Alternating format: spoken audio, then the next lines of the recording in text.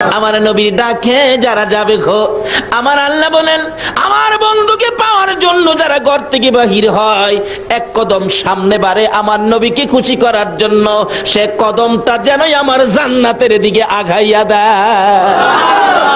নবীকে যারা ভালোবাসতো, নবীকে যারা খুশি করত, নবীর জন্য যারা পাগল ছিল, কিভাবে ডাকতো? হাদিস শরীফ খুঁজলে পাওয়া যায়, আমার নবী একদিন দুইটা চোখের পানি ছেড়ে ছেড়ে কাঁদতেছেন।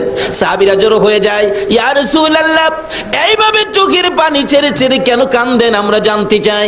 আমার নবী জবাব দেন, সাহাবীরা রে, আমার অতি আদরের একজন সাহাবীকে আমি চিঠি দিয়ে পাঠাইছিলাম এক বাদশার দরবারে, রাস্তার মধ্যে আমার সাহাবীকে ধরে গলাটা কেটে ফেলছে রে, কলিজাটা খুলে ফেলছে, তারপরেও লাশটা গাছের মধ্যে ঝুলাইয়া রাখছে। আমার চিঠি খানি অপমান করেছে, তোরা পারবি নি রে আমার চোখের পানি মুছতে, আমার ওই সাহাবীর রক্তের প্রতিশোধ নিতে পারবে কিনা? সাহাবীরা জড়ো হয়ে যায়। রা ফুটন্ত কলি যুব সংঘের সদস্যরা, তোমাদের মতো যুবকেরা দৌড়াইয়া বাড়িতে যায়, মার পায়ে সালাম করে যুদ্ধের পোশাকটা পরে তরবারিটা হাতে লইয়া মার কাছে দাঁড়াইয়া দাঁড়াইয়া বিদায় নেয়। মাগো, আমার নবীকে খুশি করার জন্য তরবারি লইয়া ঘর থেকে বাহির হলাম, ভাগ্য যদি ভালো হয় ফিরে আসবো, আর যদি ভাগ্য ভালো না হয় বিদায় করে দাও, দেখা হবে গো হাসরের ময়দানে। নবীকে খুশি করার জন্য তরবারি হাতে নিয়েছি, যদি ভাগ্য থাকে আসবো, না হয়তো দেখা হবে হাসরের ময়দানে। নবীর সামনে জড়ো হয়ে যায় সকল সাহাবীরা, আমার নবীর চোখের পানিগুলো জর্জর করে পড়তেছে। আমার আল্লাহ বলেন, বন্ধুগো, তোমাকে যারা খুশি করার জন্য আসবে, আমি আল্লাহ অটোমেটিকলি খুশি হইয়া যাইব। বন্ধুগো, আমি যদি তোমার জন্য এত কিছু করতে পারি, আর তোমার জন্য যদি আমার বান্দারা কিছু করে, আমি আল্লাহ সব তাদেরকে দিব, কোনো চিন্তার কারণ নাই। এবার সাহাবীরা জড়ো হয়ে যায় মুতার যুদ্ধে যাওয়ার জন্য। মুতার যুদ্ধের ময়দানে চারপাশে জড়ো হয়ে গেলে রাসূল বলেন, এই যুদ্ধের প্রধান সেনাপতি বানাবো আমি আমার পালিত পুত্র যায়েদ ইবনে হারেসাকে। যায়েদ ইবনে হারেসা বলেন, ইয়া রাসূলুল্লাহ, আমি তো রাজি। শোনো যায়েদ, তুমি যদি শহীদ হয়ে যাও, বলুন তো রাসূল যাকে জুদি লাগায়া শহীদের কথা বলে, সেই জুদিটা কি কনফার্ম কিনা? নবীজির কথার মধ্যে কোনো ব্যস্কম আছে? যায়েদ বলেন, ইয়া রাসূলুল্লাহ, আমি রাজি, তুমি যদি শহীদ হও, রাসূলের কথাই শহীদ হব, তাতে কোনো দ্বিধা করব না। জাফর ইবনে আবু তালিব রে, যুদ্ধের ময়দানে দ্বিতীয় সেনাপতি তোমারে বানাইতে চাই, তুমি রাজি কিনা? জাফর বলেন, হুজুর আমি রাজি। জাফর রে, তুমি যদি শহীদ হয়ে যাও, জাফর বলেন, ইয়া রাসূলুল্লাহ, আপনি নবীকে খুশি করার জন্য শহীদ হব, আমার কোনো আপত্তি থাকতে পারে না। আমার রাসূল বলেন, জাফর রে, তোমার আপত্তি থাকতে পারবে না, কিন্তু তোমার যে ছোট্ট ছোট্ট দুইটা ছেলে আছে, ছেলেরা যদি কান্দে আব্বু আব্বু কইয়া, এবার জাফর বলেন, ইয়া রাসূলুল্লাহ, ছেলেরা কাঁদুক, তাতে আমার কোনো আপত্তি নাই, ছেলেরা যেখানে মনে চায় সেখানে যাক, আমি রাসূলের কথা মানতে যাইয়া যুদ্ধের ময়দানে শহীদ হব, জান্নাতের দরজায় যায়া দাঁড়াইব। আমার নবী বলেন, জাফর রে, যাও যাও, তোমার পরের সেনাপতি হবে আব্দুল্লাহ ইবনে রাওয়াহা। আব্দুল্লাহ ইবনে রাওয়াহার সামনে হাজির, হুজুর আমি তো রাজি, তুমি যদি শহীদ হও, হুজুর আমিও শহীদ হব, তাতে আমি কোনো দ্বিধা করব না, আপনার কথা মানব, আপনাকে ভালোবাসা দিব। ঠিক আছে, যাও, সকলে বিদায় নিয়ে আসো। বিদায় নিয়ে আসতেছে, একের পরে এক লম্বা ঘটনা। বিদায় নিয়ে এসে নবীর সামনে দাঁড়াইতেছে আমার নবীর পালিত পুত্র যায়েদ ইবনে হারেসাকে ডেকে বলেন, যায়েদ রে, তুমি তো প্রধান সেনাপতি হবে, আমাকে খুশি করার জন্য তুমি কি সেনাপতির দায়িত্ব পালন করতে রাজি? এবার যায়েদ বলেন, হুজুর আমি এক কোটিবার রাজি, তুমি বিদায় নিয়ে আসো। হুজুর গো, সবাই বিদায় নিয়ে আসতে গেল, আমি কার কাছ থেকে বিদায় আনবো? আমার তো মা নাই, বাবা নাই। আমার নবী বলেন, যায়েদ রে, আমার পালিত পুত্র হিসাবে অনুমতি দিলাম, হুজরার ভিতরে ঢুকো, তোমার মা আয়েশার কাছ থেকে তুমি বিদায় নিয়ে আসো। যায়েদ ইবনে হারেসা পর্দার ভিতরে ঢুকে, হুজরার ভিতরে ঢুকে মা আয়েশা সিদ্দিকা রাদিয়াল্লাহু তাআলা আনহার পায়ে সালাম করতেছেন। মা আয়েশা মাথায় হাত দিয়ে চোখের পানি ছেড়ে দিয়ে বলতেছেন, মউত, আমার পালিত পুত্র যায়েদ যুদ্ধের ময়দানে যাবে, প্রধান সেনাপতি হবে, রাসূল বলেছে যায়েদ যদি শহীদ হয়। আয়েশা কান্দে, মাবুদ, যেই নবীর মুখ থেকে জীবনে কোনোদিন মিথ্যা কথা বলতে শুনি নাই, যেই নবীর কথার মধ্যে বেশ কম দেখি নাই, আমার পালিত পুত্র জাইদ আজকে শহীদ হবে, আমি মা হইয়া বিদায় দিলাম গো, আমার জাইদকে তুমি কবুল করো। জাইদ ইবনে হারেসা মার পায়ে সালাম করে নবীর সামনে হাজির, চোখের পানিগুলো মুছতেছেন। আমার নবী বলেন, জাইদ রে, বিদায় আনছো? হুজুর বিদায় আনছি। এদিকে আয় আয় আমার পাশে। আমার নবী নিজে জাইদের গায়ে যুদ্ধের পোশাক পরাইয়া তরবারিটা হাতে উঠাইয়া দিয়ে বলতেছেন, জাইদ, প্রধান সেনাপতির দায়িত্ব দিলাম রে আমি রাসূলের হাতে, দেখি কিভাবে প্রধান সেনাপতির দায়িত্ব পালন করবি। উঠো দেখি, ঘোড়ার উপরে উঠো। চট করে লাফ মেরে ঘোড়ার উপরে উঠছেন, তরবারি হাতে নিয়ে বলতেছেন, ইয়া রাসূলুল্লাহ, বলুন তো আপনি খুশি হইবেননি? জীবন দিতে যায় জিজ্ঞেস করে আপনি খুশি হবেননি? আপনারা কি পারবেন এই রাত্রের কিছু সময় দিয়ে আমার রাসূলকে খুশি করতে? কে কে রাজি হাত তুলে দেখান। মাশাআল্লাহ। নারে তাকবীর, নারে রিসালাত, নারে গাউসিয়া, জশ্নে জুলসে ঈদ মিলাদুন নবী হযরতুল আল্লামা আলহাজ তোফাজ্জল হোসেন সাহেব, উড়ন্ত গোলাপ ক্রীড়া সংগঠন। ছেড়ে দে নৌকা মাঝি যাব মদিনায়, ছেড়ে দে নৌকা মাঝি যাব মদিনা, মদিনাতে কান্দে নবী উম্মতের মায়ায়, মদিনাতে কান্দে নবী উম্মতের মায়ায়, ছেড়ে দে নৌকা মাঝি যাব মদিনায়, ছেড়ে দে নৌকা কামাজি যাব মদিনা। নবী মদিনাতে আছে শুইয়া, গুনাহগার উম্মতের মায়া, মদিনাতে আছে শুইয়া, গুনাহগার উম্মতের মায়া, সেই নবীরই প্রেমে সবাই পাগল হও না, সেই নবীরই প্রেমে সবাই পাগল হও না। ছেড়ে দে নৌকা মাঝি যাব মদিনা, ছেড়ে দে নৌকা মাঝি যাব মদিনা, ছেড়ে দে নৌকা মাঝি যাব মদিনা। সেই নবীর প্রেমে পাগল হইয়া, সাত সমুদ্র পারি দিয়া, নবীর প্রেমে পাগল হইয়া, সাত সমুদ্র পারি দিয়া, নবীর রওজা জিয়ারতে হব রওয়ানা, নবীর রওজা জিয়ারতে হব রওয়ানা, ছেড়ে দে নৌকা মাঝি যাব মদিনা, ছেড়ে দে নৌকা মাঝি যাব মদিনা। ভাই সাহেব, কষ্ট হইতেছে আপনাদের? সাহাবীরা জীবন দিত নবীর জন্য, আমরা কি একটা রাত্র দিতে পারবো না? নবী খুশি হবে না বেজার হবে? বলে, হুজুর আমরা রাতের খবর কি নবী পাইবো? আসল কি নবীজি মদিনায় আছে কিনা বলুন তো? এখন সজাগ না ঘুমো? আপনারা কে কে কি করতেছেন নবী দেখতেছে কিনা? সমস্ত ঠিকানা CSR আর খতিয়ান সহ আমার নবী দেখে। তাহলে এখন নবী খুশি হবে না বেজার হবে? আল্লাহ বলবেন, বন্ধু গো, এরা কি তোমার পাগল? আমার রাসূল রওজা পাক থেকে এখন আর বসে না, শোয়া না, এখন বসে গেছে। আল্লাহ বলেন, আমার বন্ধুর রওজারে পর্দাগুলো উঠাইয়া দাও। রাসূল এখন বাংলাদেশের দিকে তাকিয়ে আছে। এই ফুটন্ত কলি সোনার ছেলেদের আয়োজনের এই মাহফিলের দিকে তাকিয়ে রাসূল দুইটা হাত বাড়ায় ডাকতেছে, প্রভু গো, আমার এই পাগলদেরকে কি তুমি মাপ দিবা না? আমার আল্লাহ বলতেছেন, বন্ধু গো, যাদের জন্য তুমি মাপ চাও এটা কি আমি ফিরাইতে পারি? যাও, তোমার চাওয়া মাফ আমি কবুল করে নিলাম। জোরে জোরে কোন সুবহানাল্লাহ। এই মাপ রাসূল যদি আমাদের জন্য আল্লাহর দরবারে দরখাস্ত করে মাপের জন্য, আল্লাহ মাফ করে দিবে। এই মাপ পাইছি কিনা এটাও তো বোঝা দরকার। ভাই সাহেব, মিথ্যা কথা কইেন না। মাপ পায়া থাকলে মনটা শান্তি লাগবে, ভালো লাগবে, বসে থাকতে ইচ্ছা করবে। এখন কি আপনাদের অশান্তি লাগে নাকি শান্তি লাগে? বসে থাকতে ইচ্ছা হয় না? বাসায় যাইবেন গা? আচ্ছা, কে কে বাসায় যাইবেন গা একটু হাত তুলে দেখান। কবি বলেন, ইয়ে হাম সব মুসাফির হ্যাঁ वही आखिर ठिकाना, कोई आगे रोआना है, कोई पीछे रोआना। আমরা যেখানে আছি, যেই যত মজবুত করে বিল্ডিং বানান না কেন, আল্লাহ বলে এটা মুসাফির খানা। বানাইতেছো তুমি, তুমি কতদিন থাকবে, তোমার পরের হেরা আইতেছে। বলে হুজুর কোন কি বাস্তবে নিবেন? আসেন, যাদের 4 বছরের বাচ্চা আছে, 3.5 বছর 4.5 বছরের বাচ্চা আছে, রাত্রে আজকে রাত্রে ঘুমের থেকে উঠাইয়া 5 তলা বিল্ডিং করছেন তো, ঘুম থেকে উঠাইয়া ডাইকা টাইনা কুলে উঠাইয়া বলবেন আব্বু বলো তো এই বিল্ডিংটা কার? দেখবেন বাচ্চাটা আপনার কুলে থেকে বলবে বিল্ডিং আমার।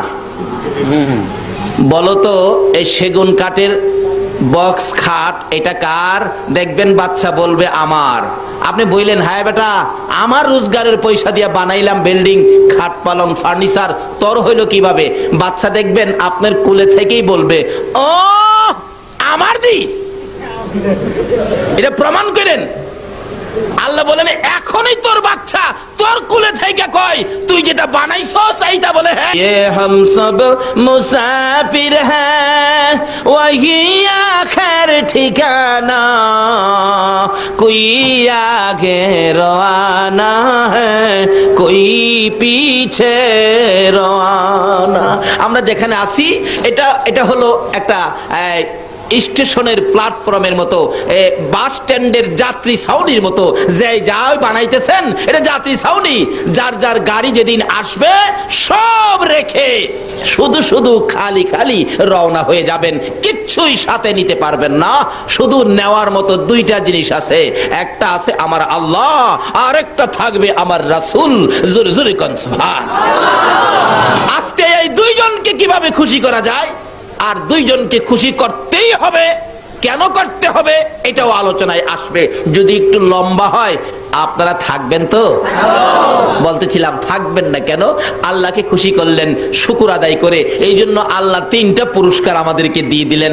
আবার যে রাসূলকে আল্লাহ খুশি করার জন্য পাগল, যে রাসূলের জন্য এত কিছু করেছেন, সেই রাসূলকে খুশি করলে আল্লাহ কি দিবে এটাও তো আমাদের জানা দরকার।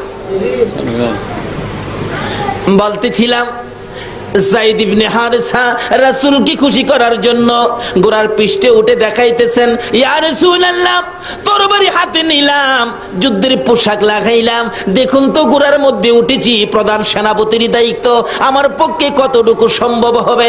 আমার রাসূল মুস্কি হাসি দিয়া বলেন, রে যায়েদ দেখলাম রে বড় সুন্দর লাগে রে, এই যুদ্ধের ময়দান থেকে তো তুই আর ফিরে আসবি না।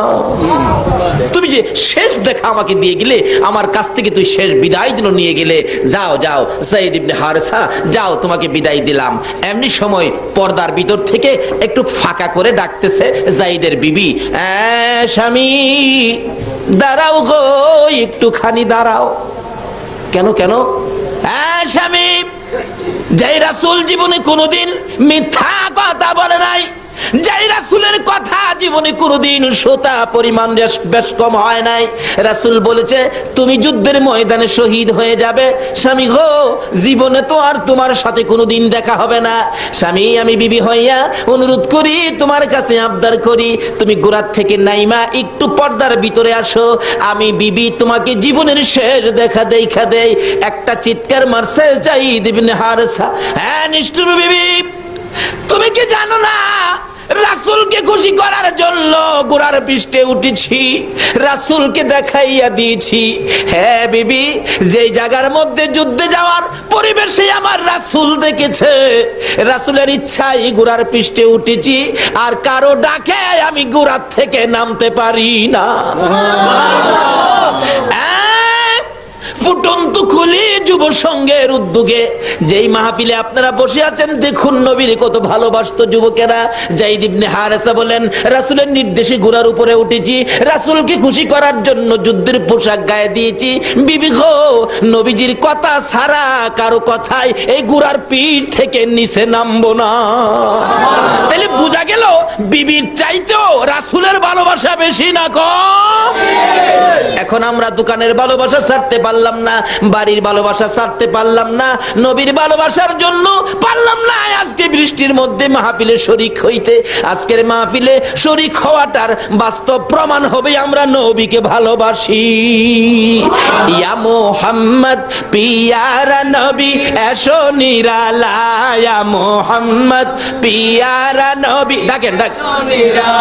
তোমার দিদার মনের গুছিবে জ্বালা, ইয়া মুহাম্মদ পিয়ারা নবী এসো নিরালায়, ইয়া মুহাম্মদ পিয়ারা নবী এসো নিরালা। পাইব যারা নবীজির দিদার হবে তারা হাসরে পার। পাইব যারা নবীজির দিদার হবে তারা হাসরে পার। দয়া করে দেখা দিয়ে দূর কর জ্বালা, হায়রে দয়া করে দূর করো জ্বালা। ইয়া মুহাম্মদ পিয়ারা নবী এসো নিরালা, ইয়া মুহাম্মদ পিয়ারা নবী এসো নিরালা। আসুন কিভাবে নবীর দেখা নিরালা হবে এই রাস্তাগুলি খুঁজে বের করবো আজকে, আল্লাহ যদি তৌফিক দেন। সকলে বলুন আমিন।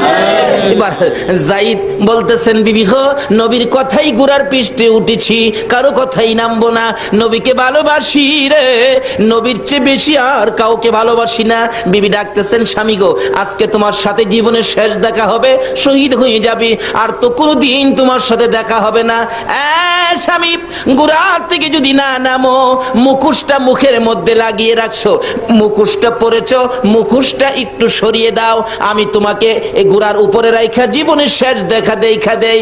একটা চিৎকার মারলেন যায়েদ ইবনে হারেসা, রে বিবি যে মুখোশ আমার রাসূলের না। আল্লাহ যে আপনাদেরকে কবুল করেছেন, বাস্তব পক্ষে শুকরিয়ার ব্যাপার, আল্লাহ আমাদেরকে কবুল করেছেন। একটু সময়, একটা রাত্রে, কালকে আর আপনাকে বলা হবে না, কাজী আপনার ভাগ্য ভালো হবে। কি ভালো হবে? আখিরি মোনাজাতে নিজেরাই টের পাবেন, মিয়া আমাকে বলতে হবে না, নিজেরাই টের পাবেন আপনারা কি কি পাইছেন আজকের মাহফিলে। সেজন্য বলছি একটু কষ্ট হইলেও বসুন, আর একটু মহব্বতে দরুদ শরীফ পড়ুন। আগে বাড়তেছে আল্লাহুম্মা সাল্লি মুহাম্মাদ, আল্লাহুম্মা সাল্লি সাদা গরম না, তো গরম চাই দিবে মাদানা বিয়ানা মাওলানা মুহাম্মাদানা। জায়গাটার নাম হলো ফুরন্ত গোলাপ।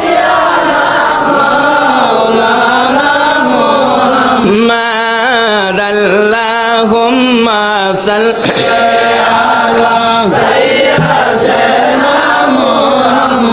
আহারে পাষাণ হৃদয় নবীর জন্য কান্দনা, আহারে পাষাণ হৃদয় নবীর জন্য না, হায়রে তুমাই সারা দয়াল নবী বেহেশতেতে যাবে না, হায়রে তুমাই দয়াল নবী বেহেশতেতে যাবে না।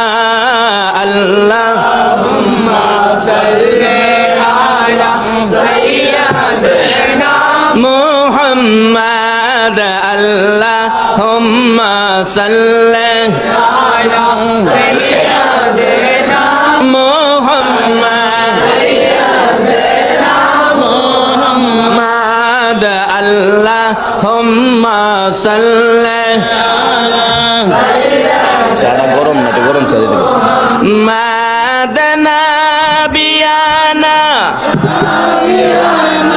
মাওলানা মুহাম্মাদানা। জায়গাটার নাম হলো ফুরন্ত গোলাপ।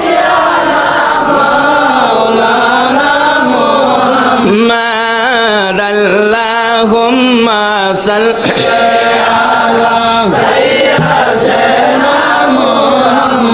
আহারে পাষাণ হৃদয় নবীর জন্য কান্দনা রে পাষাণ হৃদয় নবীর জন্য না হায়রে তোমায় সারা দয়াল নবী বেহেশতেতে যাবে না হায়রে তোমায় দয়াল নবী বেহেশতেতে যাবে না আল্লাহ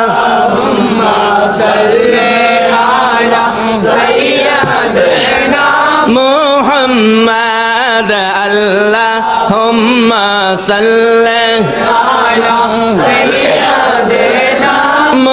মুহাম্মদ নাবিয়ানা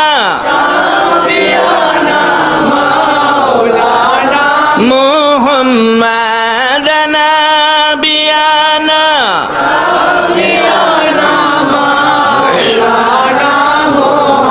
বালাগাল উলা বিকামালিহি কাশাফাদ দুজা বিজামালিহি আসনাত জামিউ খিসালিহি সাল্লাল্লাহু বলতেছিলাম নবীকে খুশি করার জন্য যাই তৈর হয়ে যায় দুনিয়ার কারো কথা মানতে রাজি না নবীর কথাই মানবো কেন নবীকে বিবি পাশে দাঁড়াইয়া বলেন স্বামী গো অন্যদিন কোথাও গেলে বাচ্চাদের মাথায় হাত বুলান বাচ্চার দুই গালে চুমা দেন বাচ্চাদেরকে আদর করে জিজ্ঞেস করেন কি আনবো কি খাইবা কি তোমাদের দরকার আজকে কেন বাচ্চাদের দিকে তাকান না বাচ্চার মাথায় হাত বুলান না বাচ্চাদের দুই গালে চুমো দেন না হযরতে জাফর ইবনে আবু তালিব বলেন বিবি কোনো প্রশ্ন করবে না আমি রাসূলকে খুশি করার জন্য রওনা হয়েছি যুদ্ধের ময়দানে যাবরে বিবি কোনো প্রশ্ন আমাকে করবে না জাফর ইবনে আবু তালিবের বিবি বুঝি ফেললেন এবার বুঝি কঠিন সমস্যা হতে পারে ও স্বামী আসুন আপনাকে নিয়ে একটু দোয়া করি কি দোয়া করবি হ্যাঁ স্বামী প্রত্যেক যুদ্ধে যাওয়ার সময় আপনি দোয়া করেন আর আমি আমিন আমিন বলি আজকে একটা শর্ত আমি বিবি দোয়া করব আপনি আমিন বলবেন ঠিক আছে দুইটা বাচ্চা জাফর ইবনে আবু তালিবের দুই পাশে বসে বাবার সাথে কচি দুইটা হাত বার তালিব একবার ডান দিকে চাই আবার বাম দিকে চাই মউত এই কচি হাত আর তো বাবার সাথে বাড়াইতে পারবে না এই কচি কচি বাচ্চারা জীবনে তো আর কোনোদিন বাবা কইয়া ডাকতে পারবে না মাবুদ গো তাতে আমার কোনো দুঃখ নাই আমি কি তোমার রাসূল খুশি করতে পারবো কচি কচি বাচ্চা ফালাইয়া যায় যুদ্ধের ময়দানে রাসূলকে খুশি করার জন্য আজকে আপনারা পারলেন না বাচ্চাদেরকে বিছানায় ঘুম পাড়াইয়া মাহফিলে শরীক হয়ে রাসূল খুশি করতে কারা আসছেন খুশি করার জন্য নিশ্চয়ই আপনার মা আপনারা যখন মায়ের পেটে ছিলেন মা এই নবীর উপর দুরূদ শরীফ পড়ছিল দুরূদের তাসীর আপনাদের গায়ে আছে বিদায় আজকে আপনারা এই মাহফিলের মধ্যে শরীক হয়েছেন আর এই মাহফিলের দিকে পাও বাড়াচ্ছেন নিশ্চয়ই আপনাদের পাও কদম গুলো জান্নাতের দিকে আগায়া যাচ্ছেন বলতেছিলাম জাফর ইবনে আবু তালিব বলেন বিবি দোয়া করো বিবি অনেক কিছু বললেন শেষ মুহূর্তে বলতে চাইতেছেন আমার স্বামীকে যুদ্ধের ময়দান থেকে বীর বিক্রমের মতো যুদ্ধ করাইয়া আবার বাড়িতে ফিরাইয়া দিও এই কথাটা বলার আগে হযরতে জাফর ইবনে আবু তালিব বিবির হাতে তরবারি দিয়ে আঘাত করে বলেছেন বিবি রে এই দোয়া করিস না রাসূল বলেছে আমি যুদ্ধের ময়দানে শহীদ হব রে আমার পরের সেনাপতি হবে আব্দুল্লাহ ইবনে রাওয়াহা এই দোয়া যদি সমস্ত পৃথিবীর মানুষে করে ফিরে আসার জন্য এই দোয়া আমার আল্লাহর দরবারে কবুল হবে না আরে নবীর প্রেমের পাগল যারা প্রেম খেলা খেলে হায়রে নবীর প্রেমের পাগল যারা প্রেম খেলা খেলে নবীর প্রেমে ওয়াস করনি দন্ত দেয় ফেলে নবীর প্রেমে করনি দন্ত দেয় ফেলে নবীর প্রেমের পাগল যারা প্রেম খেলা খেলে, হাইরে নবীর প্রেমের পাগল সারা প্রেম খেলা খেলে। হানজালা পাগল ছিল নবীর প্রেমে জীবন দিল, হানজালা পাগল ছিল নবীর প্রেমে জীবন দিল, গোসল করাইলো তারে ফেরেশতার দলে, গোসল ফেরেশতার দলে। নবীর প্রেমের পাগল যারা প্রেম খেলা খেলে, হাইরে নবীর প্রেমের পাগল সারা প্রেম খেলা খেলে। পাগল ছিলেন হযরত আলী, সূর্যের সাথে কথা বলি, পাগল ছিলেন হযরত আলী, সূর্যের সাথে কথা বলি, নামাজে আমি পড়লে তুমি যাইবে রে তলে, নামাজে আমি পড়লে তুমি যাইবে রে তলে। নবীর প্রেমের পাগল যারা প্রেম খেলা খেলে, হাইরে নবীর প্রেমের পাগল সারা প্রেম খেলা খেলে। বলতেছিলাম নবীর প্রেমে পাগল হইয়া জাফর ইবনে আবু তালিব বিবির হাতের মধ্যে তরবারি দিয়ে আঘাত করে হাত নামাইয়া দিয়া তরবারিটা লইয়া একটা দৌড় মারছে, যুদ্ধের ময়দানে যাবে। পিছন দিয়া বিবি ডাকে, স্বামী গো একবার পিছে ফিরে চাও না, তোমার জীবনের শেষ দেখ। আমার নবী কান্দে, আজরাইল তুমি তো বলতেছো হাতটা হালকা করে রাখছো, আমি দেখি রে আজরাইল এত কষ্ট এত ব্যথা পাইতেছি, মন কয় আমার বুকের উপর যেন 7টা আকাশ 7টা জমিন পুরাটাই বুকের উপর চাপাইয়া দিছো। আরে আজরাইল 7 আসমান 7 জমিন যদি বুকের উপর চাপাইয়া দেওয়া হয়, মনে হয় এত কষ্ট আমি পাইতাম না। আজরাইল রে আমারে কষ্ট দাও নাই, তুমি বলেছো এত কষ্ট আমি পাইতেছি। আমার আল্লাহ বলেন, বন্ধু একটু কষ্ট তোমার দেওয়ার কারণ আছে, সেই কারণটা আইসা গেছে বাছার। আমার নবী বলছে, আজরাইল ও আজরাইল তোমার কাছে একটা আবদার করি, এই মুহূর্ত থেকে কিয়ামত পর্যন্ত আমার উম্মত যারা হবে রে আজরাইল, আমার উম্মত যারা হবে, একবার বলুন আল্লাহু আকবার, আমার উম্মত যারা হবে রে আজরাইল, এই মুহূর্ত থেকে কিয়ামত পর্যন্ত আমার উম্মতের রূহ বের করতে যা কষ্ট তুমি দিবা, একটা আবদার করি, সকল উম্মতের রূহ বের করার কষ্ট ব্যথা দুঃখ সব আমি মুহাম্মদের বুকে চাপাইয়া দাও। আরে উম্মতের কান্ডার নবী রহমতের ভান্ডার, বলুন উম্মতের কান্ডার নবী, নবী বিনে রোজ হাসরে কে করিবে পার, নবী বিনে রোজ হাসরে কে করিবে পার, উম্মতের কান্ডার নবী রহমতের ভান্ডার, উম্মতের কান্ডার নবী, মোদের নবী দয়ার সাগর, গুনাহগার উম্মতের পাগল, মোদের নবী দয়ার সাগর, গুনাহগার উম্মতের পাগল, রোজ হাসরে সেজদায় পড়ে কাঁদবে যারে যার, রোজ হাসরে সেজদায় পড়ে কাঁদবে যারে যার, উম্মতের কান্ডার নবী রহমতের ভান্ডার, উম্মতের কান্ডার নবী। যাইয়া দেখো মদিনাতে কান্দে নবী দিনে রাইতে, যাইয়া দেখো কান্দে নবী দিনে। এমন বাচ্চা ঘুম পাড়ায়, বাচ্চা কোলে নিয়ে ঘুম পাড়ায়, মা স্তনের দুধ খাওয়ায় আর বাচ্চাকে ঘুম পাড়ায়, মা ঘুম পাড়ায়, বাচ্চা দুধ খাইতে খাইতে মার কোলে ঘুমিয়ে গেলে মা বাচ্চাকে বিছানায় শোয়া আস্তে করে মুখ থেকে মা স্তনটা বাইর করে নিয়ে আসে, বাচ্চাটা ঘুমাইয়া গেলে মা আস্তে করে স্তন বাচ্চার মুখ থেকে বের করে নিয়ে আসে। হুজুর বাচ্চা যেমন ঘুমিয়ে গেলে মা স্তন মুখ থেকে বের করে নিয়ে আসে, বাচ্চা খবর পায় না গো নবী, এর চেয়ে আরো সুন্দর করে আপনার উম্মতেরা ঘুমিয়ে যাবে, আমি আজরাইল রূহ আরো আস্তে করে বের করে নিয়ে আসবো। সেই নবী চিনা, নবী মানা, নবীর উম্মত হওয়া, নবীর পক্ষে থাকা, বলুন আমাদের দরকার আছে কিনা?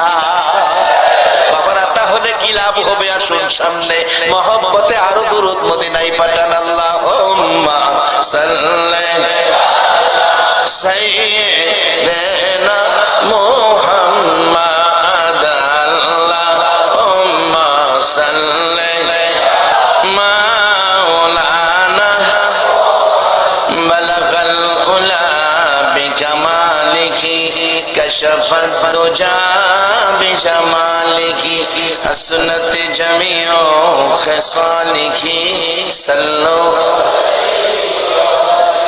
শামাউন বলেন, এরে হাসান বসরি, আমার এতদিনে এই পরামর্শটা দিলি, আমি আমানো হব, আখিরি নবীর উম্মত হব, আমি কালিমা পড়ব।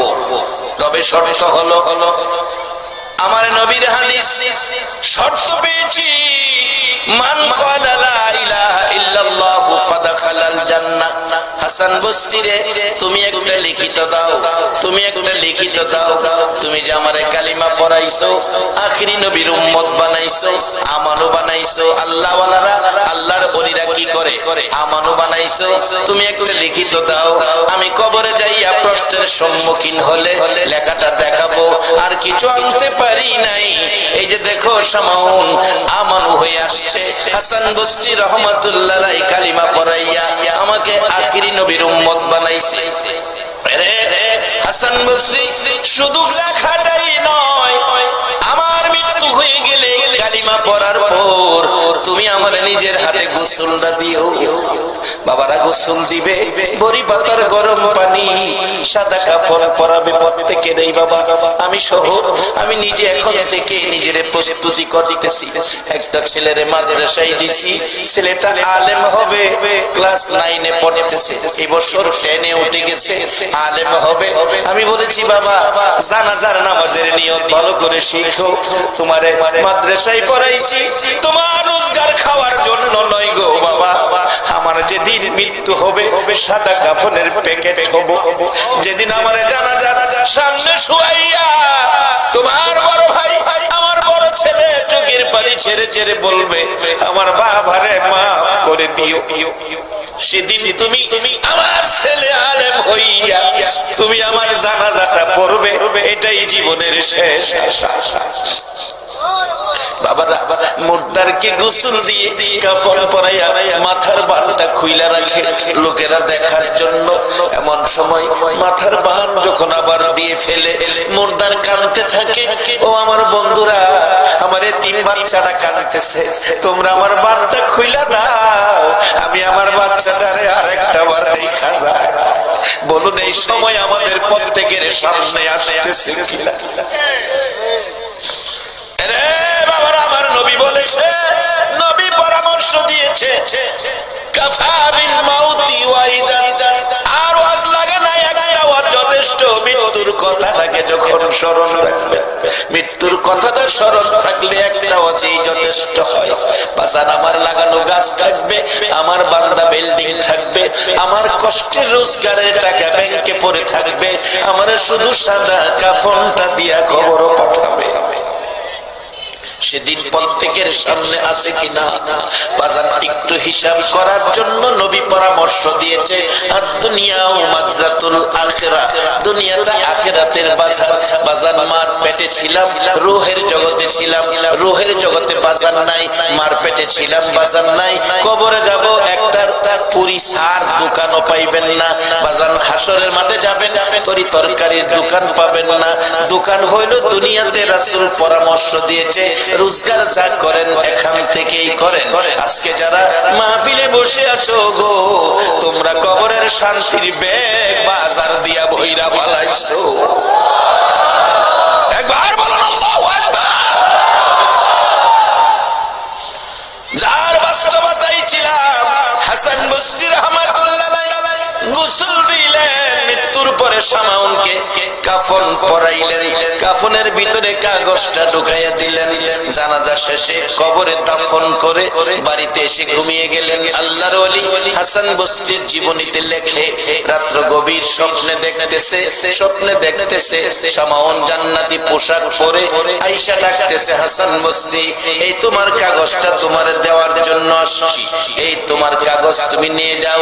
তোমার কাগজ আমার প্রয়োজন পড়ে নাই রে হাসান বসরি, আমি আখেরি নবীর উম্মত হইয়া নবীর কালিমাটা লইয়া কবরে যাওয়ার কারণে আমার আল্লাহ আমার জান্নাত দান করে দিয়েছে। এই জান্নাতের পথে উম্মতের উঠাইয়া দেওয়ার জন্য আমার নবী 63 বছর জিন্দেগির কষ্ট। মা আয়েশা সিদ্দিকা বলেন, পৃথিবীর মানুষেরা রে, আমার নবী এই পথে মানুষকে বুঝাইয়া একেবারে বিকাল হয়ে গেছে, আমি আয়েশার হুজরায় এসে ঢুকছি। আয়েশা বলছে, আয়েশা পেটে বড় খিদা রে, খাবারের কিছু আছে কিনা? রাসূলকে বললেন, হুজুর ব্যবস্থা আছে, আপনি বসুন। নবীজি বসে গেলে একটা প্লেট সামনে রাইখা দস্তরখানা বিছাইয়া একটা খেজুর মা আয়েশা সিদ্দিকা নবী পাকের সামনে রাখলে আমার নবী একটা খেজুর দেখে খায় না, খেজুরের দিকে তাকিয়ে আছে। একটা খেজুর আয়েশা দিল, তাতে বোঝা যায় ঘরে বুঝি আর খেজুর নাই। আমার পেটে যে খিদা, একটা খেজুর যদি আমি খেয়ে ফেলি তাহলে আয়েশা তো না খায়া থাকবে। আমার নবী কি সুন্দর আদর্শ, কি চিন্তা নবী করতেন, কি জিনিস উম্মতের জন্য রেখে গেলেন, কত ভালোবাসার পথ দিয়ে গেলেন। আমার নবী একটা খেজুর একা না খাইয়া এটাকে মাঝখানে বন্টন করে অর্ধেক খেজুর খাইয়া পানি পান করে চলে গেলেন। মা আয়েশার সিদ্দিকের উদ্দেশ্যে অর্ধেক খেজুর রেখে গেলেন। রাত্র আবার হুজরায় এসে ফিরে ডাকে, আয়েশা খাবারের কিছু আছে কিনা?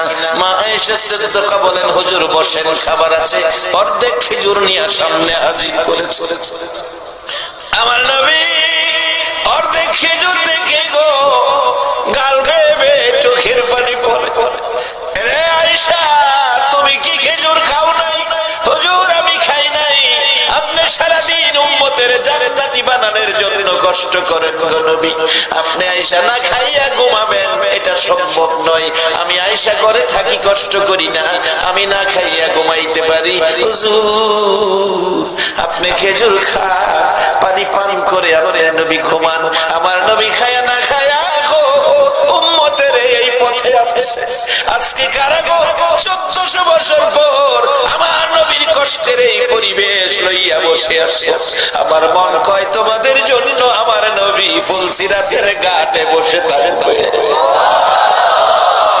এই কষ্ট নবী 63 বছর জিন্দেগি করেছে এই পরিবেশটা পৃথিবীতে কায়েম করার জন্য। বাবা একটা দিন নবী দেখলাম না, মক্কায় জন্ম হয়েও এইভাবে আসতে পারে না আবু জাহেল, আসতে পারে না আবু লাহাব, আসতে পারে না উতবা শাইবা, আর আমরা 6000 কিলোমিটার দূর 1400 বছর পর একটা দিন নবী দেখার ভাগ্য হলো না।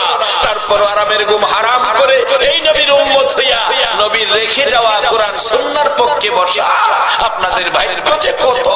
আল্লাহু আকবার। এই বেকল খোলাফানগুলি এই বাবার এই কষ্টের টাকা লইয়া এই হোটেল ভাড়া করে থাকে,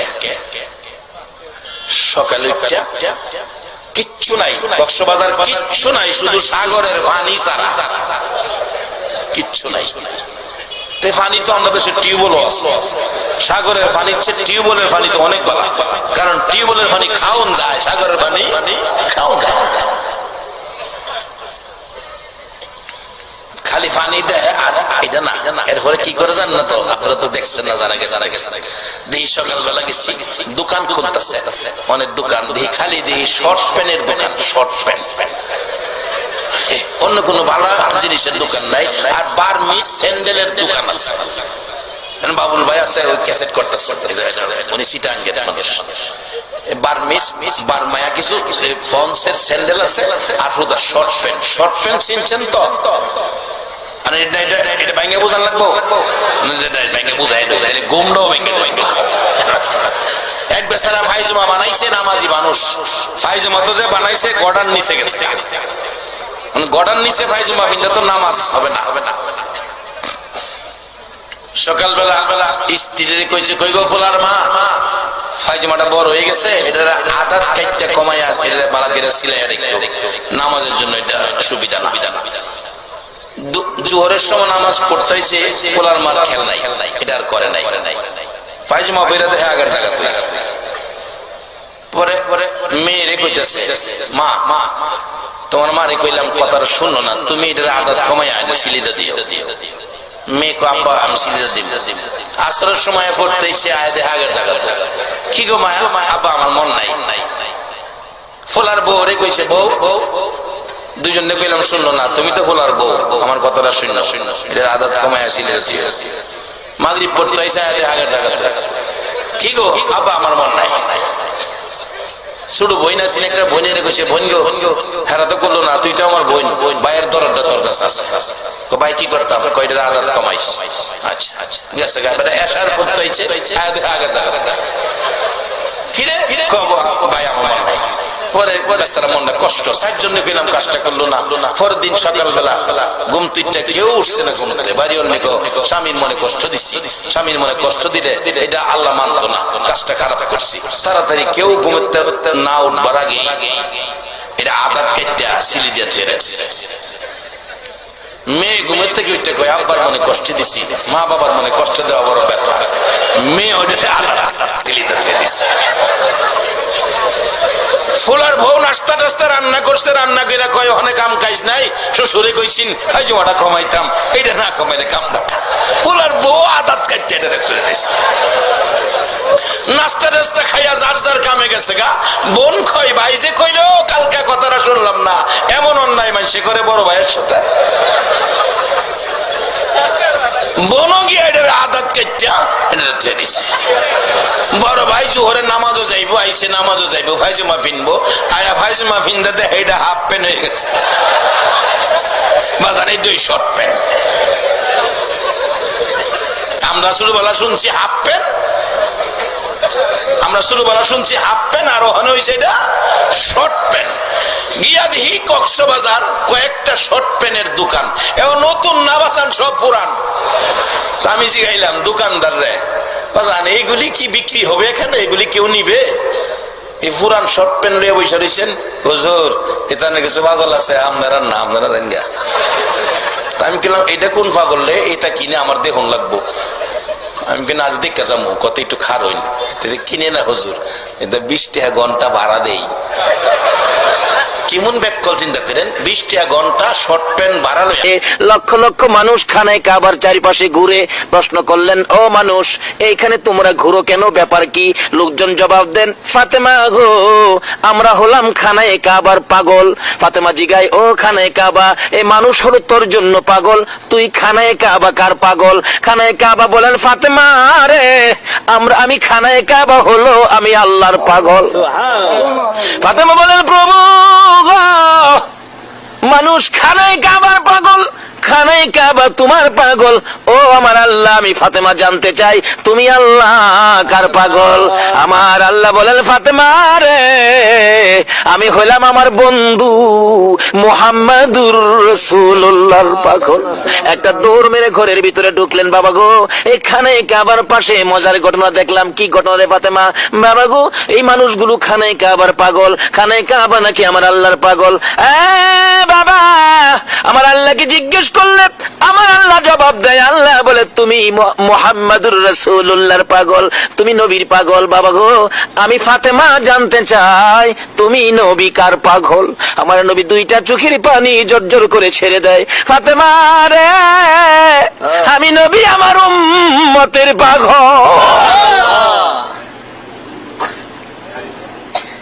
আল্লাহু আকবার, আল্লাহু আকবার।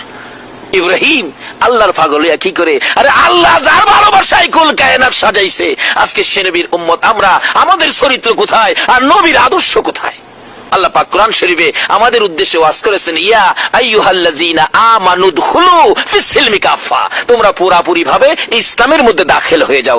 যদি হইতে পারি আমাদের শক্তি কত হবে, ক্ষমতা কত হবে, পাওয়ার কত হবে। আগেকার দিনে এখানে মুরব্বীরা আছেন, আগেকার দিনে মুরব্বীদের মুখে শুনছি বৃষ্টি না হইলে বৃষ্টির জন্য মাঠে নামাজ পড়ছে, নামাজ পড়ে নাকি বাড়িতে আইতে পারছে না, বৃষ্টি নেমে গেছে। আমার দাদার মুখে শুনছি, আমরা নামাজ পড়তে গেলে রে নাতি, নামাজ পড়ে বাড়ি যাইতেছি না, বৃষ্টি নেমে গেছে। কেন? তারা পুরাপুরি ভাবে ইসলামের মধ্যে দাখিল ছিল। বলুন, এখন যদি বৃষ্টি লেগে নামাজ পড়ে কানতে কানতে সোহের হানিদা জমিন ভিজাই তারবো, আকাশ থেকে বৃষ্টি পড়বে না। কেন? আমরা যে আমানত হলো ফিসসিলমি কাফার ভিতরে ঢুকতে পারলাম না। আগেকার দিনের মা চাচিরা আমানত হলো ফিসসিলমি কাফার মধ্যে ছিল। আগেকার দিনে মা চাচিরা দেখছি ফজরের আজানের আগে ঘুম থেকে উঠছে, ওইটা উড়ান বাড়ি ঝাড়ু দিছে। সুযোগটা পাইলে পুরুষ উঠবার আগে রাস্তাটাও ঝাড়ু দিলাইছে। মুরব্বীরা লক্ষ্য করলে এই খবরগুলি পাইবেন। উড়ান বাড়ি ঝাড়ু দিছে, পুরুষ বাইরেবার আগে রাস্তাটাও ঝাড়ু দিলাইছে। এরপরে যায় ফজরের নামাজ পড়ছে, তারপরে সূরা ইয়াসিন পড়ছে, তারপরে রান্নাঘরে রান্না করতে গেছে। সারা গ্রাম বিছাইরা সূরা ইয়াসিন পড়ে একটা মহিলা রান্না করে গেছে না। এই জন্য সুখ শান্তির বাজারে আগুন। আসুন আমানত হলো ফিসসিলমি কাফার মধ্যে ঢুকি, আল্লাহর সাথে সম্পর্ক করি, নবীর আদর্শের মালা গলায় পরি, তাহলে সুখ শান্তি ফিরে আসবে। আজকে কত দিবস, কত দলের মানুষ কত রাজনীতিতে নামছে। রাজনীতিকেরা শান্তি আনবো, সুখ আনবো, এই দলে কয় আমরারে ভোট দেন শান্তি দিব, এই দলে কয় আমরারে ভোট দেন শান্তি দিব। রাজনীতি করেন চাই যে এই দল করেন, আমি নিষেধ করি না, আমার কোনো আপত্তি নাই, যে যেটা মনে চা করেন। কিন্তু আমানত হলো ফিসসিলমি কাফার মধ্যে আইন। না হয় যাদের পক্ষে রাজনীতি করে দৌড়বেন, যারা আপনারা শান্তি দিব, অহন গেলাম হেরা হয়ে অশান্তি আসেনি, অশান্তি হেরা শান্তি দিব কইতে, হেরাই তো অশান্তি। আটলি ভিক্ষা হমু। ইব্রাহিম নবী চোখের পানি ছেড়ে দিয়ে কান্দে, রে ভিক্ষুকেরা, নিষ্ঠুর ভিক্ষুকেরা রে, যাইস না, তোরে যাইস না রে, আবার আমার প্রভুর নাম শোনাইয়া দে, প্রভুর নামের গান আমারে শোনাইয়া দে। ভিক্ষুকেরা বলেন, ও ইব্রাহিম নবী, এবার গান শোনাইলে তুমি আমরারে কি দিবা? আমাদের ভিক্ষা দরকার, খালি হাতে কি শোনাবো? এবার ভিক্ষুকেরা বলেন, আমাদেরকে কি দিবা? ইব্রাহিম নবী বলেন, ভিক্ষুকেরা রে, আরো যে বাকি অর্ধেক সম্পত্তি আছে রে ভিক্ষুকেরা, আমি ইব্রাহিম কথা দিলাম, আমার বন্ধুর নামের গান শোনাইলে, আমার বন্ধুর ভালোবাসায় আমি ইব্রাহিম, আমি আর বাকি সম্পত্তি গুলো আমি তোদেরকে দিয়ে দিব। সারা সম্পত্তি ডালাই মালিকের সাথে সম্পর্কের জন্য পরীক্ষা করে ইব্রাহিম দিয়ে দিলেন সারা সম্পত্তি। এবার ভিক্ষুকেরা সম্পত্তি লিয়া জায়গা। আচ্ছা, আসলে কি হারা যাইবাগার নিবাগার লেগেছে না পরীক্ষা করতেছে? আচ্ছা, ইব্রাহিম ডাহে, ও ভিক্ষুকেরা যাইস না, কি বো আবার গান শোনা, গান শোনাইলে কি দিবেন? ইব্রাহিম নবী চোখের পানি ছেড়ে দিলেন, রে ভিক্ষুকেরা, কথা দিলাম রে, আবার যদি আমার প্রভুর নামের গান শোনাচ্ছে ভিক্ষুকেরা, আমি ইব্রাহিমের আর কিছুই নাই, কথা দিলাম যতদিন বেঁচে থাকি রে, আমি ইব্রাহিম তোদের বাড়িতে গোলামি করব। এমনি দুই ফেরেশতা ভিক্ষুকের বেশ ছেড়ে দিলেন। ভিক্ষুকের বেশ ছেড়ে দিয়া আসলে কি হেরা নিবার লেগেছে? আমরা দেশের ভিক্ষুকের নিবার লেগে দেখবেন ভিক্ষাও করে, আবার সুযোগ পেলে চুরিও করে, করে না? কিন্তু এই ভিক্ষুক আর এই ভিক্ষুক এক ভিক্ষুক না। এক বেচারি শাশুড়ি মারা গেছে, বৈশাখে দাওয়া কাটির ঝামেলা, সময় পায় না কানবার লেগিয়া। আশপাশি মহিলারা কয়, এ বউটা কি মন গো, হরিরা মরলো, একটু খাইন্দা দেখলো না। মানুষ খাই সমালোচনা করে। মানে এই বেচারি এক ভিক্ষুক ধরছে, ভিক্ষুক বেডি গ্রামে গ্রামে আড়ে ভিক্ষা করে, জোয়ান বেডি দেখে ধরছে, বোন গো হই না যা, আমার দুঃখের কথা কেউ শুনতেই না, কি সে আমার হরিরা মরছে, আমার কামের ঝামেলা, কানবার সময় পাই না, মানুষ আমার সমালোচনা করে। এই বেডি, সারাদিন আমার হরির লেগে কানবে, আমি তোরে ফুসাইয়া দেম, বাড়াই দিতে। আচ্ছা কোন তো যে বেডির হরি মরছে, এই বেডি হরির মায়ায় কানবো, হরি আমারে মায়া করছে, জিয়ের মতো দেখছে, মায়ার মতো দেখছে, আমার না লইয়া খাইছে না, আমি গোসল না করলে বয়ে রয়েছে, গোসল ভাত খাইয়া গিয়া গোসল করবি, এরকম মায়া করতো হরি আমারে। এই মায়া হরি লেগে বউ কানবো, মানে এই ভিক্ষুক বেডি কানবো কি কইয়া? বেডি তো মালের লোভে বইয়া কান্দে, মাগো মা দেওই না কি না ওই দে, মাগো মা আল্লাহ ওই দে না হিজ না ওই দে, মাগো মা দান ওই দে না সাইল ওই দে। দান দিলে তো ঠগা, এবার তো দানও সাইল নাই। মাগো মা দান ওই দে না সাইল ওই দে, কম ওই দে না বেশি ওই দে, এই বিরে কি গো, কি গস হ্যাঁ বোন গো, দুঃখে কান্দি। আচ্ছা এই বেটির দুঃখ আর এই বেটির দুঃখ এক দুঃখ হইব? আমরা দেশের ভিক্ষুক আর ফেরেশতা ভিক্ষুক এক বেশের ভিক্ষুক হইব? ওই ফেরেশতারা কয়, হ্যাঁ ইব্রাহিম, আমরা দুনিয়ার স্বার্থপর ভিক্ষুক নয় রে, আমরা হলাম আল্লাহর ফেরেশতা। আল্লাহু আকবার। আমরা এসেছিলাম, আমার আল্লাহ তোমাকে ভালোবাসে, তুমি আমার আল্লাহকে ভালোবাসো, তোমাদের ভালোবাসা পরীক্ষা করার জন্য আমি ইব্রাহিমের কাছে এসেছিলাম। আমরা দুইজন ফেরেশতা, ভিক্ষুক নয়, লও তোমাদের সম্পদ, ও ইব্রাহিম তোমার সম্পদ তোমারে দিয়ে গেলাম। আজকে ইব্রাহিমকে এত পরীক্ষা, ইব্রাহিম নবীকে পরীক্ষা তো ফাঁস করলেন, কিন্তু এত পরীক্ষাই তো আমরা পড়ি না। একটু পরীক্ষা করলেই তো মাশাআল্লাহ আমরা ডাইলিয়ে যাইগা। বলতেছিলাম আমরা আমানুদ খুলু ফিসিলমি কাফার মধ্যে যদি ঢুকতে পারি আমাদের পাওয়ার বাড়বে, দাম বাড়বে। আমার নবী কি শিক্ষা দিয়ে গেলেন? আমানুদ খুলু ফিসিলমি কাফার মধ্যে ঢুকতে গেলে এই রূপ আমাদের মধ্যে থাকতে পারবে না। কারো ক্ষতি করা, কারো বিপদে ফালানোর চিন্তা করা, এটা থাকতে পারবে না। আমার নবীর আদর্শ কি ছিলেন?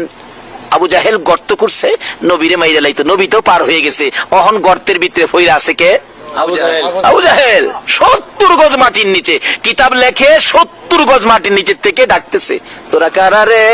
আর রশি দিস না, আর মাটির নিচে নিস না, আমার বাতিজা কই, বাতিজা সারা উঠাইতে পারবি না। একজন দৌড়ে গিয়ে খবর দিছে, নবী গো, ও নবী, আপনার চাচা 70 গজ মাটির নিচে, বলুন আমরার লগে যদি এমন দুশ্মনী কেউ থাহে আর 70 গজ মাটির নিচে খবরটা ভাই, হ্যাঁ খালি ইঙ্গিতে কই দিত না, আরে দুইটা চা খালি পুষাই দিস না, শেষ হয়ে যাক। আরে দয়াল নবী প্রেমের ছবি আর আসবে না জগতে, আমার দয়াল নবী প্রেমের ছবি আর আসবে না হাসর দিনে উম্মত বিনে, হাসর দিনে উম্মত বিনে যাবে না নবীজি বেহেশতে, দয়াল নবী প্রেমের ছবি আর আসবে না জগতে, আমার দয়াল নবী প্রেমের ছবি আর আসবে না। 63 সাল জিন্দিগি কাছে বলে উম্মতি, 63 সাল জিন্দিগি কাছে বলে উম্মতি, এখনো কান্দে শুয়ে মদিনাতে নবী, এখনো কান্দে শুয়ে মদিনাতে, দয়াল নবী প্রেমের ছবি আর আসবে না জগতে, আমার দয়াল নবী প্রেমের ছবি আর আসবে না। আমার নবী কত দয়ার নবী, মায়ার নবী, এত দুশ্মনী করার পরেও নবী তার দুশ্মনী করতে আসে না। একজনে দুশ্মনী করছে, নবীর আদর্শ হলো আমি তার ক্ষতি করব না, একজনে ক্ষতি করুক আমি ক্ষতি করব না। এই আদর্শটা যদি আমাদের মধ্যে রাখি, বলুন ভালো হবে না খারাপ হবে? আমানুদ খুলু ফিসিলমি কাফাত, ঢুকতে গেলে এই আদর্শ থাকতে হবে। তো এই আদর্শ যদি সমাজে থাকে, বলুন এই মারামারি কাটাকাটি জীবন হইব? আমার নবী কি আদর্শ! ছোটকালে আমরা বইয়ের মধ্যে পড়ছি এক দুষ্ট বুড়ির কাহিনী, বুড়ির বাড়িতে গেছে, আল্লাহু আকবার বলুন। এই আদর্শ দিয়ে নবী তাম পৃথিবী জয় করেছে। তাই কোন কবি বলেন, অস্ত্র সারা যুদ্ধ করে দুনিয়া করলো জয়, তাই তো আজি মানবে দানব মোহাম্মদ নাম লয়, অস্ত্র সারা যুদ্ধ করে দুনিয়া করলো জয়, তাই তো আজি মানবে দানব মোহাম্মদ নাম লয়। হাতিয়ার দিয়ে নয়, পারমাণবিক বোমা দিয়ে নয়, মেশিন গান দিয়ে নয়, জঙ্গি হইয়া নয়, আদর্শ দিয়ে, প্রেম ভালোবাসা মহব্বত দিয়ে আমার নবী সমস্ত পৃথিবী জয় করেছে। এই আদর্শটা আমাদের মধ্যে ফিরে আসে, আল্লাহ আমাদের ডাক শুনবে, আল্লাহ আমাদেরকে শান্তির ফাইসালা দিবে। বলতেছিলাম এই আদর্শে কিভাবে আমরা ফিরে আসতে পারি। আসুন সামনে বাড়ি। আপনাদের কষ্ট হইতেছে না তো? আর আধা ঘন্টার সময় ইনশাল্লাহ। আসুন আমরা আগে বাড়ি। এই তো আল্লাহ রাব্বুল আলামিন তার বন্ধুকে দেখতেছে, বুড়ির বাড়িতে গিয়ে ঢুকছে, যায়া দেহে বুড়ি অসুস্থ শুয়ে আছেন। নবীরে দেখে যারে কষ্ট দিত হেলাইছে, কন্ত বুড়ির কলিজা চিফা মারছে না, ওখান আমারে মাইরে লাইব, ওখান আমারে কি মাইরে লাইব। আসলে কি নবী মারতে গেছে? নবী দেখে, কি ব্যাপার বুড়ি, তুমি এখানে অসুস্থ হয়ে গেছো, রাস্তায় গেলে না, কি ব্যাপার, তোমার কি অসুবিধা বলো, আমি নবী তোমার কি খেদমত করতে পারি। এরকম আদর্শ যদি আজকে মুসলমানদের মধ্যে ফিরে আসতো, এখনো বিশ্বের বাজারে মুসলমান বিজয়ের পতাকা উড়াইতো। আসুন আমানুদ খুলু ফিসসিলমি কাফার মধ্যে ঢুকি। আমার নবীর কানে যখন খবর পৌঁছলো আবু জাহেল 70 গজ মাটির নিচে, কয় গজ?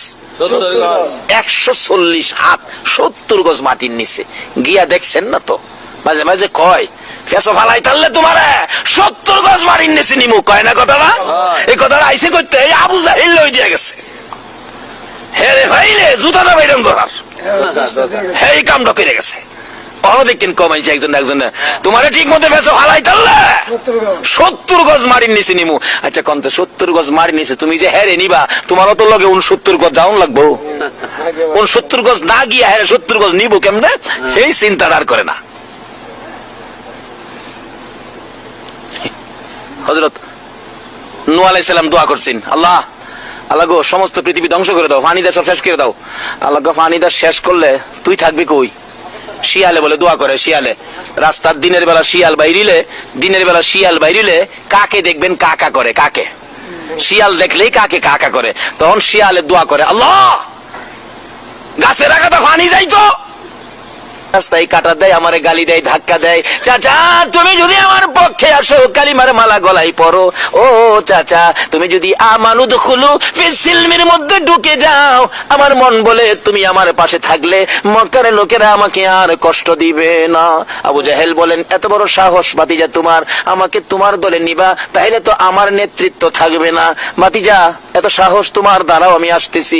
ঘরের ভিতরে যাইয়া গো আঙ্গুলের মতো চিকন একটা লাল চাবুক বাহির করে হাতটা পিছনে নিয়ে আমার নবীর সামনে দাঁড়াইয়া প্রশ্ন করে, ভাতিজা রে কি বলেছিলা বলো? আমার নবী দুইটা চোখের পানি জর্জর করে ছেড়ে ছেড়ে কান্দে, চাচা গো আমার মা নাই, আমার বাবা নাই, মক্কার যুবকেরা আমারে কষ্ট দেয়, কালিমা লইয়া বাহির হলে তুমি যদি কালিমাটা পড়ে আমার সঙ্গী হও, মন বলে তারা আমাকে আর গালি দিবে না, কষ্ট দিবে না। নিষ্ঠুর পাষাণ আবু জাহেল এই কথা বলার সঙ্গে সঙ্গে পিছন থেকে চাবুকটা বাহির করে, যে নবীর চেহারায় জীবনে কোনোদিন মশা মাছি বসে না, যে নবীর চেহারায় জীবনে কোনোদিন খাজলি বাসরা হয় না, বসন্ত হয় না, ওই নবীর নুরানি চেহারায়, পূর্ণিমার চাঁদের মতো চেহারায় আবু জাহেল সাত সাত করে আঘাত শুরু করে দিল। কিতাব লেখে এক একটা আঘাতে নবীর চামড়া ফাইটা রক্ত মোবারক বাহির হতে থাকে। চাপা দিয়ে ধরে নবী কান্দে, চাচা গো আমার মা নাই গো, বাবা নাই গো, এইভাবে আমারে মাইরো না, তোমার কি মায়া লাগে না? বাম দিকে আঘাত করলে বাম দিকে চাপাইয়া ধরে এইভাবে মারতে মারতে নবীকে মরুভূমির বালুর মধ্যে শোয়াইয়া ফেলেছে। নবী এতিমের মতো দুইটা চোখ বাহির করে কান্দে, চাচা আর কত মারবা গো, আমি উঠতে পারি না। আবু জাহেল বলেন, ভাতিজা বলো জীবনে কোনোদিন আমার কাছে আসবা কিনা? আমার আল্লাহ বলেন, বন্ধু যেই কালিমাটা লইয়া আমানুদ খুলু ফিসসিলমি কাফার মধ্যে ঢুকাইতে যাইয়া এত মার খাইলা গো বন্ধু, একবারও আমার কাছে বিচার দিলা না। ও বন্ধু কথা দিলাম, যেই কালিমা লইয়া রক্তে লাল লাল হয়েছে গো বন্ধু, এই কালিমাটা লইয়া যারা যদি তোমার উম্মতেরা যদি আমি আল্লাহর কথা মানে, তোমার কথা মতো চলে, এই কালিমা লইয়া যদি এই জমিনের মধ্যে ভালো রাস্তায় চলে, ভালো পথে চলে যাও, আমি কথা দিলাম এই রক্ত মাখা কালিমাটার বিনিময় আমি আল্লাহ 10টা পৃথিবীর সমান একটা জান্নাত আমি দান করে দিব।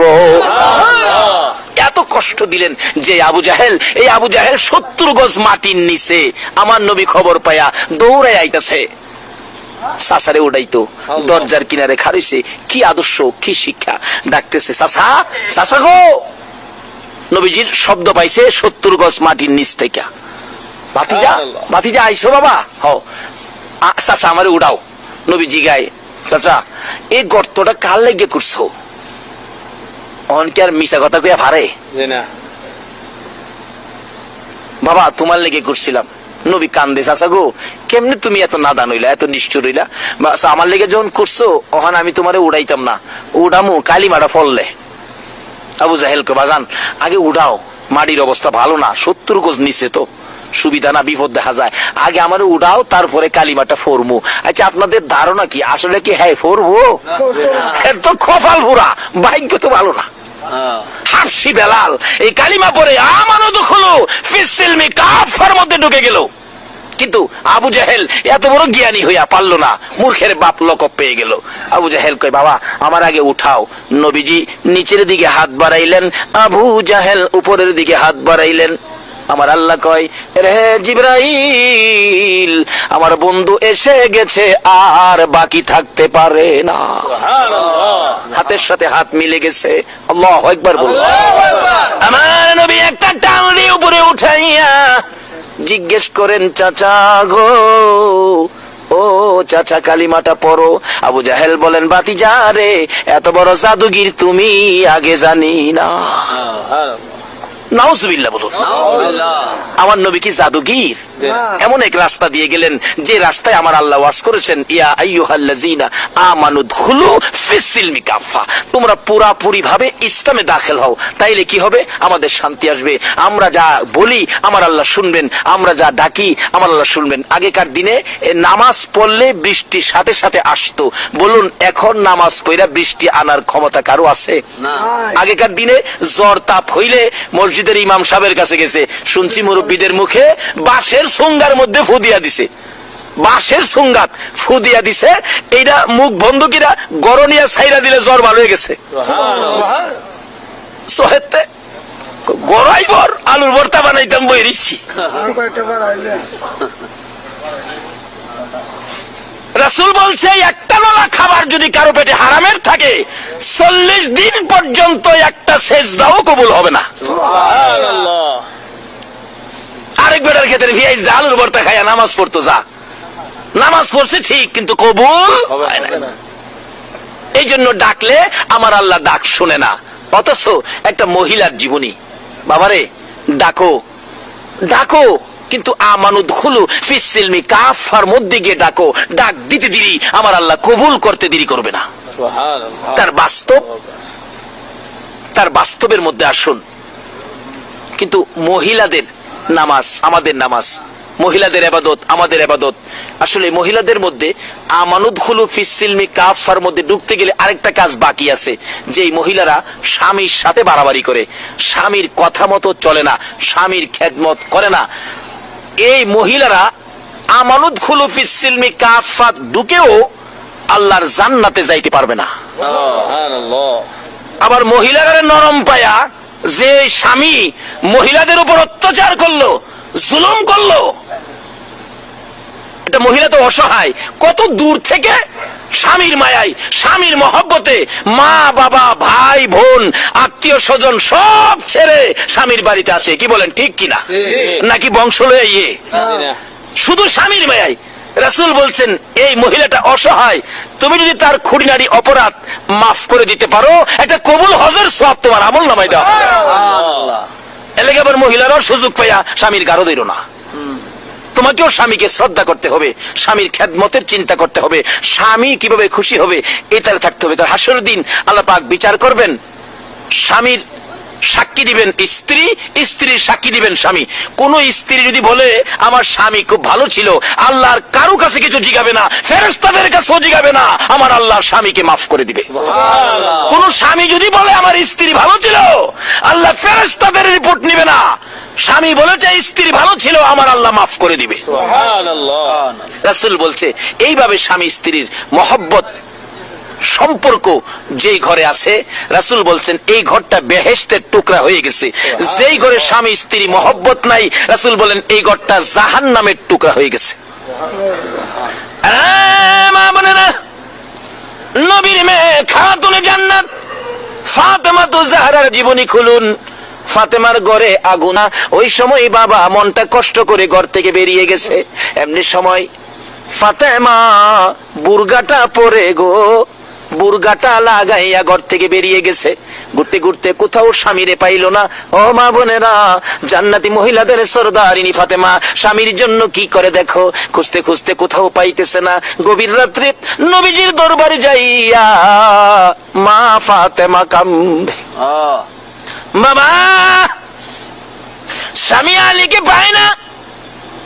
আমি বলেছিলাম হাসাইন হুসাইনের বিরক্ত সহ্য করতে না পেরে বলেছিলাম তোদের বাবার কাছে যাইতে পারোস না। স্বামী আমার এই কথা শুনে ঘর থেকে বেরিয়ে গেছেন। বাবা গো, ও বাবা, আমার স্বামীরে খুঁজে পাই না, আমি এখন কি করব? আমার নবী বলেন, ফাতেমা রে, যে কথা দিয়ে আলীকে ঘর থেকে বের করে দিয়েছো, আলী বুঝি জংলাই ব্যথাই বুঝি বসে আছে রে ফাতেমা। এই ব্যথা লইয়া যদি আলী জংলাই গিয়ে থাকে, আর তোমার দেওয়া ব্যথায় যদি জংলার ভাগ আমার আলীকে খেয়ে ফেলে রে ফাতেমা, শুনে রাখো, স্বামীকে এটুকুন কষ্ট দেওয়ার কারণে আমি নবী তোমারে মেয়ে বলে দাবি করব না।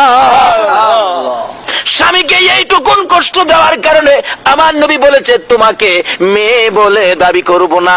এমনি সময় ফাতেমা কাঁদতেছে পাগল পাগল হইয়া, মাবুদ গো, আমার স্বামী কোথায়, আমার মিলাইয়া দাও না। এমনি সময় হযরতে আলী ঘরের দরজায় দাঁড়িয়ে গেছে। ফাতেমা তুমি কেন কান্দো? দৌড়ে যাইয়া আমার নবীর সামনে ফাতেমা পায়ে পড়ে গেছে। মা বোনেরা, স্বামীর কাছে যদি কোনো অপরাধ করো, দেরি করো না, জলদি করে যাইয়া স্বামীর পায়ে পড়ে যাও। ফাতেমা শিক্ষা দিয়েছে জান্নাতি মহিলাদের সরদার হইয়া স্বামীর পায়ে পড়ে কাঁদতেছে। আলী মুস্কি মুস্কি হাসতেছে, স্বামী গো, আমাকে ক্ষমা করে দেন গো, আমি যে আপনাকে কষ্ট দিয়েছি, ক্ষমা করে দেন। হযরত আলী বলেন, ফাতেমা রে, আমার কোনো কষ্ট নাই রে ফাতেমা, আমার কোনো কষ্ট নাই। এবার আমার নবীর মেয়ে খাতুনে জান্নাত ফাতেমা তো জাহরা বলেন, বাবা গো, এবার বলেন আমার স্বামী আমার প্রতি কোনো কষ্ট নাই, বলেন আমি ফাতেমার হাসরের দিন মেয়ে বলে মাইনা নিবেননি। এই আদর্শে ফিরে আসুন। ও মা বোনেরা, স্বামীকে কষ্ট দিবেন না, সন্তানের দিকে লালন পালনের দায়িত্বে যান। সন্তানের লালন পালন দায়িত্ব, নামাজ যেমন ফরজ, গার্জিয়ানের উপর সন্তানের লালন পালন তদরূপ ফরজ। এটা অসহায় অসহায় একটা বাচ্চাকে লালন পালন করেন, আল্লাহ যে কত খুশি হয়। বাচ্চারা তো অসহায়, সে তো বুঝে না ভালো মন্দ। তাই এদিকে আসুন এবং বাচ্চার কাছে থাকেন, স্বামীর খেদমতে থাকেন, মই মুরব্বীদের খেদমতে থাকেন। আর খালি মহিলারাই করবে, স্বামীর দায়িত্ব নাই, এরকম না। রাসূল বলছে, তুমি বাজারে কিছু খাইলে তোমার বিবির জন্য নাও, তুমি 2 টাকার বাদাম খাইলে 1 টাকার বাদাম তুমি বাড়িতে নাও, তাহলে এই ঘরে মহব্বত থাকবে। তুমি মিষ্টি আদাশের খাইলে বিবির জন্য 1 পোয়া নাও। এখন তো আমাদের চরিত্রে এটা নাই, নিজেরা খাইতে রাজি, বিবির লেগে নিতে রাজি না। যদি বিবি কোনদিন কয় একদিন আমার লাগে 1 কেজি মিষ্টি আইনছে, আরো দমক মারে, অত শখ হয়েছে কেরে মিষ্টি খাইবার লেগে, উচিত জিনিসই আনতারি না। দমক না দিয়ে 1 কেজি না পারো, 2টা মিষ্টি বিবির হাতে দাও। যদি এই মিষ্টি আনাতে তোমার বিবি খুশি হয়, তাইলে ঘরে শান্তি মহব্বত পয়দা হবে, এই ঘরে রহমত বরকতের ভান্ডার আমার আল্লাহ খুলে দিবে। কাজী স্বামীও স্ত্রীকে মহব্বত করবে, স্ত্রী স্বামীকে মহব্বত করবে। নবীর কথা মতো এই ভালোবাসায় ফিরে আসুন, তাইলে আপনি নামাজ পর্যন্ত করলেও শেষ করা যাবে না। আমরা একটা আলোচনায় থাকবো, আমানত খুলু ফিসমি কাফায় ঢুকবো। যে কাজ করলে পুরাপুরি ইসলামে থাকা যায়, আমরা সেই কাজ করব, মহিলারাও করবে, সেই অনুরোধ আমরা মহিলাদেরকে করব। তাই আসুন আজকের এই মাহফিলে আমরা দোয়া করি, আল্লাহ যেন আমাদেরকে রাসূল পাকের দেখানো রাস্তায়, আল্লাহ পাকের খুশির রাস্তায় চলার তৌফিক আমাদেরকে দান করেন। সেজন্য আমরা দোয়ায় শরীক হব। সকলে দোয়ায় শরীক হন। আল্লাহুম্মা আমিন। রব্বানা যালামনা আনফুসানা ওয়া ইল্লাম তাগফির লানা ওয়া তারহামনা লানাকুনান্না মিনাল খাসিরিন। রব্বিরহামহুমা কামা রাব্বায়ানি সগীরা। রব্বুল আলামিন, মাবুদ, জান্নাতের বাগানে বসে গো জান্নাতি মেহমান নিয়ে হাত বাড়াইলাম। মাবুদ রে, জানি না জীবনে কতদিন হাত বাড়াইতে পারবো, কবে জানি মৌতের চিঠি দিয়ে আজরাইল পাঠাইয়া দাও, কবে জানি এই বাড়িঘর ছেড়ে গো এই আরামের বিছানা ছেড়ে সাদা কাফন গায়ে দিয়ে অন্ধকার কবরে মাটির বিছানায় শুয়ে যাই গো আল্লাহ। ওই দিন আসার আগে আমরা যারা হাত বাড়াইছি আমাদের তামাম জিন্দিগির গুনাহগুলো ক্ষমা করে দাও। হ্যাঁ মাবুদ, জীবনের গুনাহ ক্ষমার আসার দরখাস্তের পর আর একটা দরখাস্ত করি, তুমি কিন্তু রাগ হইও না। মাবুদ রে, আমরা যারা হাত বাড়াইছি গো আল্লাহ, আমি তো জানি না আমাদের মধ্যে কে জানি কিসের অভাবী, কার মনে জানি কি আগুন জ্বলে রে আল্লাহ, কার মনে জানি আগুন মানাই রে, কার মনে জানি আগুন বাবা নাই রে, বাবা নাই। যে বাবা